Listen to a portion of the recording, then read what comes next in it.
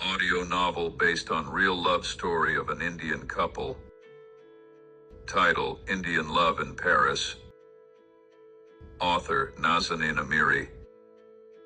In the heart of Paris, a city that breathes with the scent of romance and the melody of accordions echoing through its cobblestone streets, fate wove together the lives of two unfamiliar souls. Rahul, a young man from Delhi, with eyes as dark as the night and a smile that seemed to conceal the mysteries of the East, had come to France to study architecture.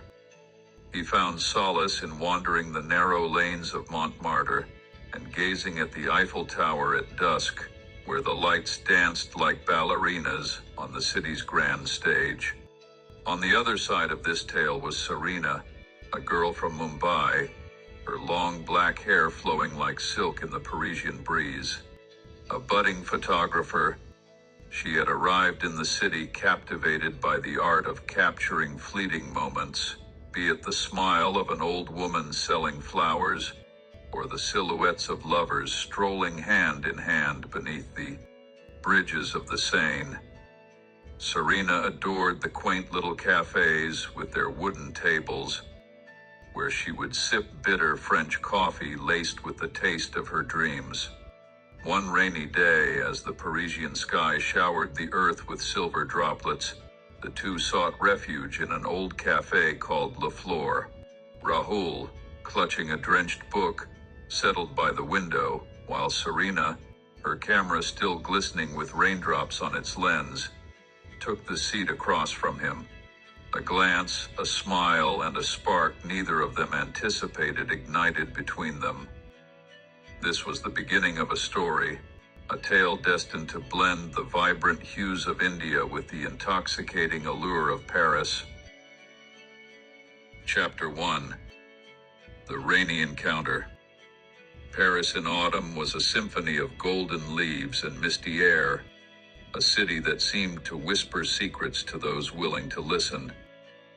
Rahul Sharma, a third-year architecture student at the prestigious École Nationale Supérieure des Beaux-Arts, had grown accustomed to its charm.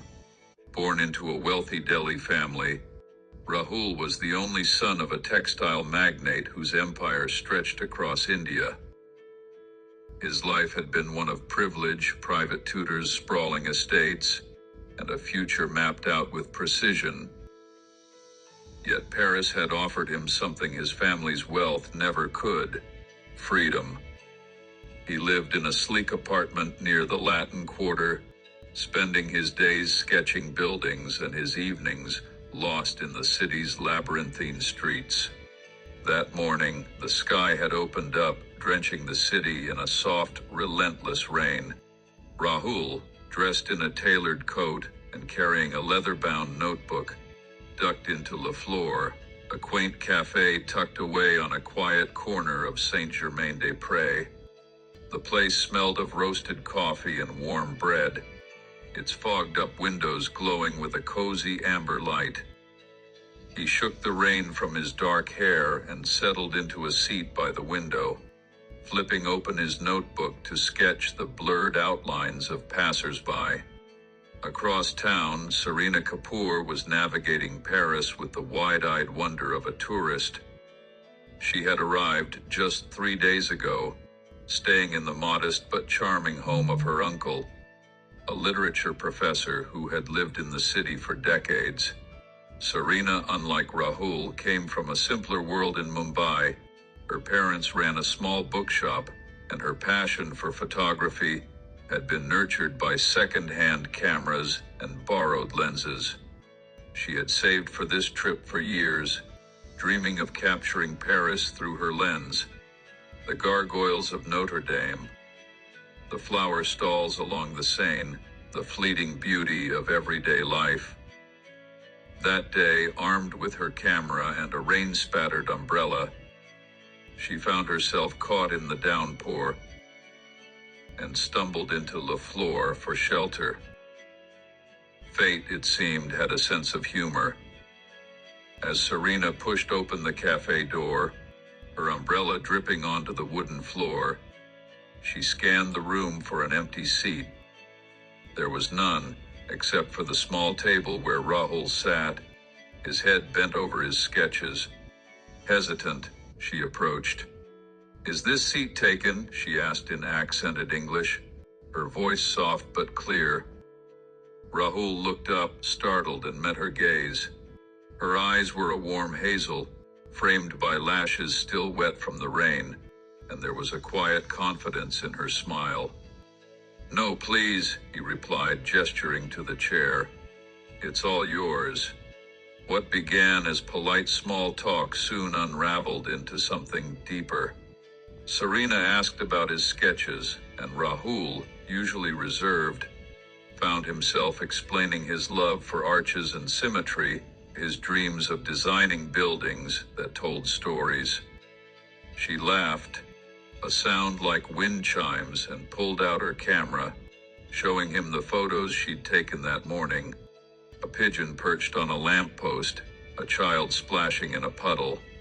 He marveled at how she saw beauty in the mundane, and she blushed when he called her work poetry in frames. Hours slipped by unnoticed. The rain outside slowed to a drizzle, but neither moved to leave.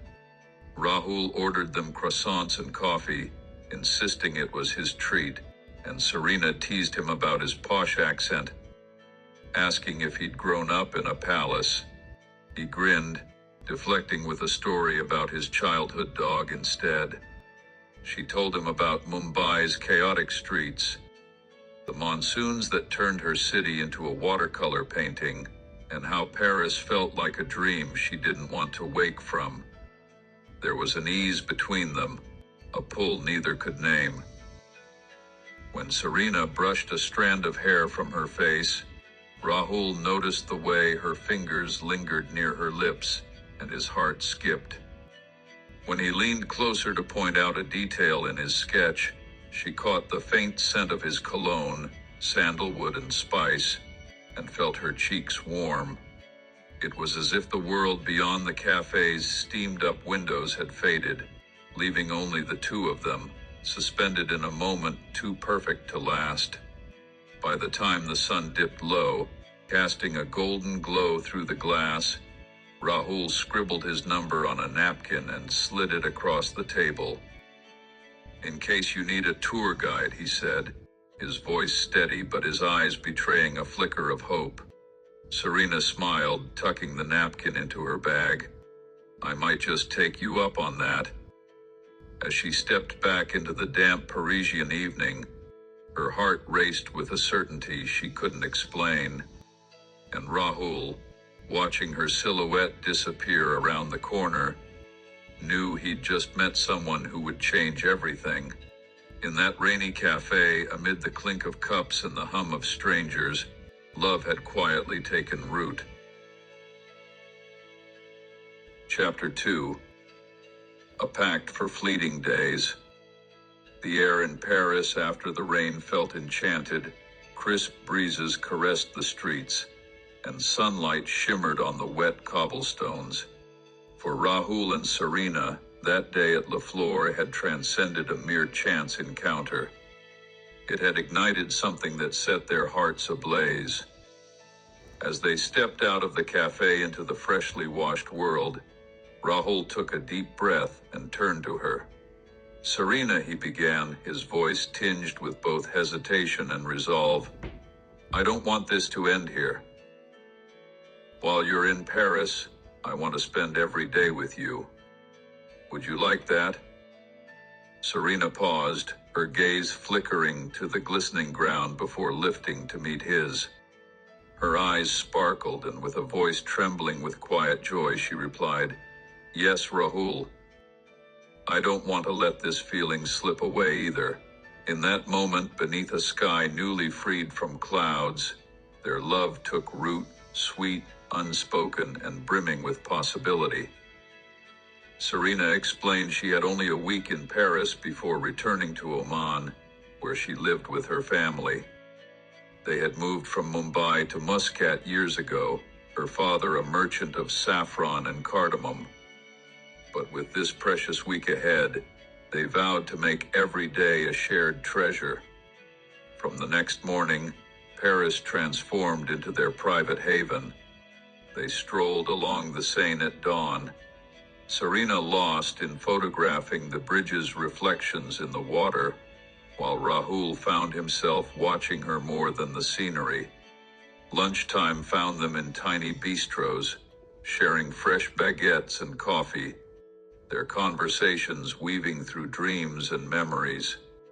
Rahul spoke of his life in Delhi, the weight of his family's wealth like a chain he longed to break free from. Serena shared tales of Oman, orange sunsets over Muscat's coast, the call to prayer echoing through the alleys. One day they wandered into the Tuileries garden. Rahul mused about the history of its structures, while Serena snapped photos of the flowers and statues. Evenings were spent by the riverside, gazing at the gentle ripples, their hands finding each other in silent harmony. With each passing day, their bond deepened, their laughter grew richer, their silences more meaningful, their hearts more restless. Serena taught him snippets of Omani Arabic, giggling at his clumsy attempts to mimic her accent. Yet beneath this bliss lurked a quiet shadow. They had only 5 days left, a truth they both felt but refused to voice. They drowned themselves in the present, in the dream Paris had spun around them, their love a flame growing brighter, yet fragile. On the 6th night, they stood by the Seine under a starlit sky, the water mirroring the heavens. Rahul squeezed her hand and murmured, "I wish I could freeze these days forever." Serena looked up at him, her eyes brimming with unspoken emotion, but she only smiled in response. Tomorrow was their last day, and neither knew where this tender, newborn love would lead. Chapter 3. Farewell and a Promise. The 7th day arrived like a fleeting whisper, and Paris, which had been a paradise of love for Serena and Rahul over the past week, now bore the somber hue of parting. Early that morning, they stood by the Pont Alexandre III, the gentle autumn breeze playing with Serena's hair as Rahul gazed at her with eyes heavy with longing. Her suitcase was packed, her plane ticket to Oman tucked in her pocket, and her uncle was waiting to drive her to the airport. Yet her heart weighed her down, not from leaving, but from letting go of something she had only just discovered. Serena took Rahul's hand, her voice steady despite the ache within. "This week has been the best of my life," she said. "I can't believe it's over." Rahul lowered his gaze, his fingers tightening around hers. "It's been the same for me," he replied. "But I don't want this to be the end, Serena. We've only just found each other." His eyes shimmered, not with tears, but with a resolve taking root in his soul. A silence hung between them, thick with unspoken words. Serena drew a deep breath and continued, "I'm flying back to Oman tonight. My family's waiting and my life there.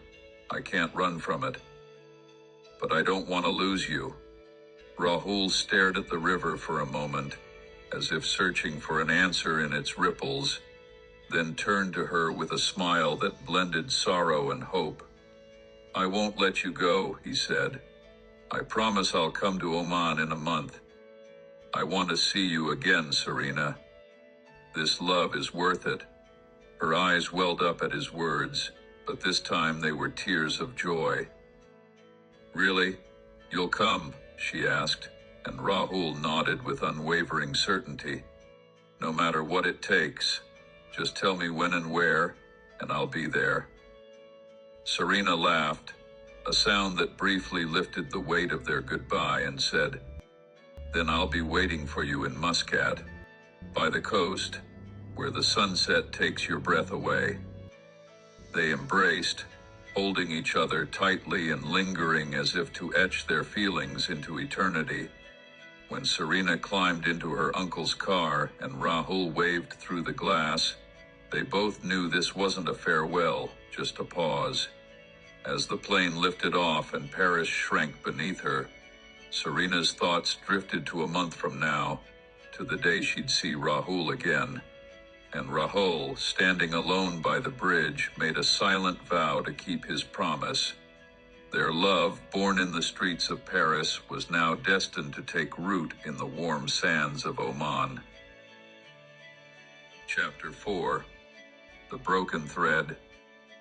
After their parting in Paris, Rahul and Serena, though separated by oceans and continents, kept their love alive through the fragile lifeline of daily phone calls. Each evening, as the sun dipped below the horizon in Muscat, painting the sky in shades of fire, Serena stood on her small balcony and spoke with Rahul. In Paris, Rahul would sit by his window, watching the fine drizzle fall, finding solace in Serena's voice cutting through the chill of his nights. Their conversations brimmed with longing yet sparkled with sweetness, reminiscing about their fleeting days in Paris and spinning dreams of a future together.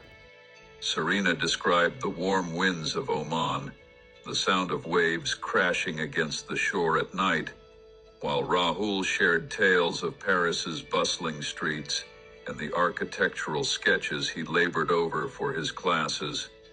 With each call, the threads of their love wove tighter. Serena adored how Rahul listened patiently to her stories, only to surprise her with a quip that sent her into peals of laughter. Rahul, in turn, found himself captivated by the vitality in Serena's voice, a sound that stirred his heart even from thousands of miles away. One night, as she recounted the chaos of Muscat's fish market, Rahul promised, "Just wait a week. I'll come there, and we'll explore it together." Serena's excitement bubbled over. "You better hurry, Rahul. I miss you." His ticket to Muscat was booked, a mere handful of days away, a countdown that stretched like an eternity for them both. But 4 days before his flight, the world shifted. That night, Serena dialed his number as usual, only to be met with endless ringing and no answer. She assumed he might be caught up with schoolwork or had fallen asleep, so she sent a brief message. "Rahul, you okay?" Called, but you didn't pick up. Morning came and still no reply. The next day she tried again, but this time his phone was off, straight to voicemail. A prick of unease pierced her chest. She called repeatedly, sent message after message, yet silence greeted her every attempt. By the third day, she could no longer quell the rising panic. She told herself it might be something mundane, perhaps he'd lost his phone or it had died, but deep down, a darker fear gnawed at her. What if he'd changed his mind? What if this love had been a fleeting whim for him? Nights found her by the window, staring at Muscat's starry sky, her mind a whirlwind of questions. How could Rahul, who had promised her with such certainty, vanish without a trace? Doubt crept in like a shadow. Had something happened to him? Had he forgotten her? Serena refused to believe this silence marked the end of their story, but with each unanswered day, that hope grew fainter. The love that had blossomed in Paris and flourished with every phone call now trembled in the face of this mysterious void. She didn't know what to do, only that she could wait, clinging to a fading ember of faith, even as it threatened to break her heart. But silence stood between them like an impenetrable. Serena checked her. Chapter 5. An endless enigma. Days turned into weeks, and weeks stretched into months, yet no word from Rahul ever came. Serena checked her phone daily with a hope that faded a little more each time, staring at a number that once with life and laughter, but now lay dormant. She called repeatedly, sent messages, and sometimes just gazed at the blank screen, wishing for any response, even a goodbye. But silence stood between them like an impenetrable wall, and she had no means to break through it. In Muscat, Serena carried on with her life, though it felt as if a piece of her had been left behind in that small Parisian cafe. All she had of Rahul was a phone number, a lifeline that had gone cold. She didn't know his address, couldn't fully recall his family name, and hadn't even memorized the exact name of his university. Rahul was just a name now, a memory, a broken promise that had slipped through her fingers like the wind. At times, she considered tracking him down, perhaps through an embassy or someone in Paris. But where would she begin? She didn't even know which part of Delhi he hailed from or who his family might be. Nights found her sitting by the Mutra coast, watching the waves roll in, wondering what had happened to Rahul. Had he been in an accident, fallen ill, or had he simply chosen to leave their love behind and erase her from his life? Each possibility stabbed at her heart, but the not knowing was the cruelest wound of all. She never learned whether Rahul was still in Paris, whether he was still alive, or if he had vanished from her world entirely. The uncertainty clung to her like a shadow, following her every step. Time marched on, and Serena gradually learned to live with this void. She kept the photos she'd taken in Paris, but stopped looking at them. Each frame a painful echo of something she couldn't explain. Their love, once a bright flame in her chest, had morphed into a mystery, one that would never be solved. She never discovered what became of Rahul, and that ignorance lingered like an open wound in her soul for the rest of her days. Life moved forward, but Serena left a corner of her heart in Paris in those rainy days, with a man who was no longer there. Chapter 6. Closure in Shadows. Months had passed since the mysterious silence began, and Serena was slowly learning to live with Rahul's absence, though her heart still ached for him at times. One evening, as she sat by the window in Muscat, gazing at the sunset, her phone rang. It was an unfamiliar number, not from Paris, not from anywhere she recognized. Hesitant, she answered. The voice on the other end was both the most familiar and the most alien sound she'd ever heard. Rahul. Serena, it's me, he said, his tone hoarse and burdened. Serena froze. Before she could respond, he pressed on. Don't wait for me. I can't come to Oman. I can't tell you why, just move on with your life. Please don't call me again. His words were rushed, clipped, as if he needed to say them quickly and be done. Serena's voice trembled as she asked, Rahul, what's wrong? Why are you saying this? Where are you? But there was only silence, and then the line went dead. She immediately redialed, but the number was disconnected, as if it had never existed. Tears streamed silently down her cheeks. Her mind spun with questions, yet she had no answers. Why had Rahul reached out after all this time? What had forced him to end things this way? Was he in danger? Had he been compelled?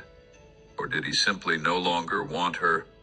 There were no clues, only those few cold, sharp sentences that pierced her heart like a blade.